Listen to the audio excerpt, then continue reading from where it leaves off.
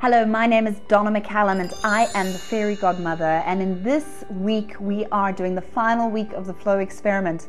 I'm sharing with you some insights, some amazing things that have happened during the last 4 or 5 months when Timmy, my business partner, Marissa, our fabulous community dreamweaver, and myself have been doing this flow experiment. And it's no longer a flow experiment, it's really a way of life.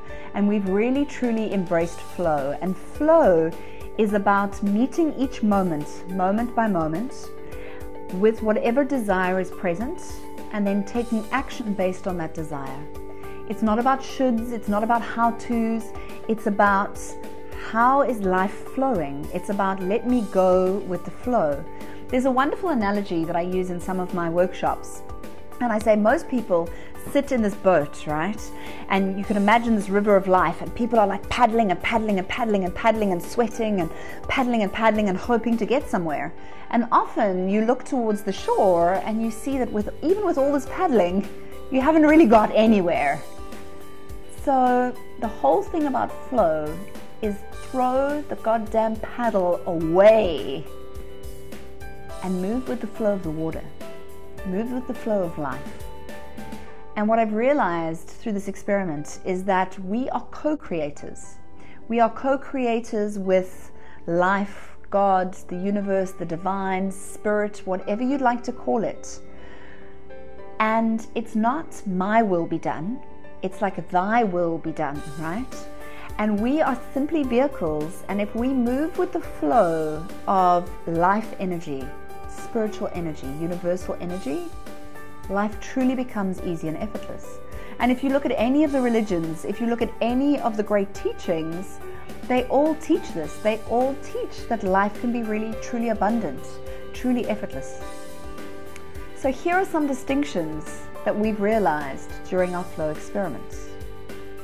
The first is, everything is perfect. Everything as it is right now is perfect and is exactly as it should be.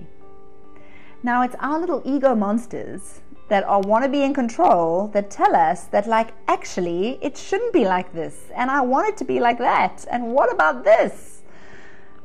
Actually it's all just perfect. And it's our fighting against the perfection of things that causes stress. And one of the things that I've seen in my life over the last 4 or 5 months is stress completely disappearing. And as soon as I notice stress come in, I go, I'm not in flow. And I go back into acceptance. I go back into giving myself permission to just be in this moment, and that everything is perfect. Distinction number 2 is that it's always the right time. So this might seem a little strange, but it's always the right time for whatever it is that you're wanting to do. And if you don't want to do it, then it's not the right time. Like if your desire is not there, then it's not the right time. And we see this again and again, but I have a little impatience monster that sits on my shoulder and says, but now's the time. This is when I want to do it.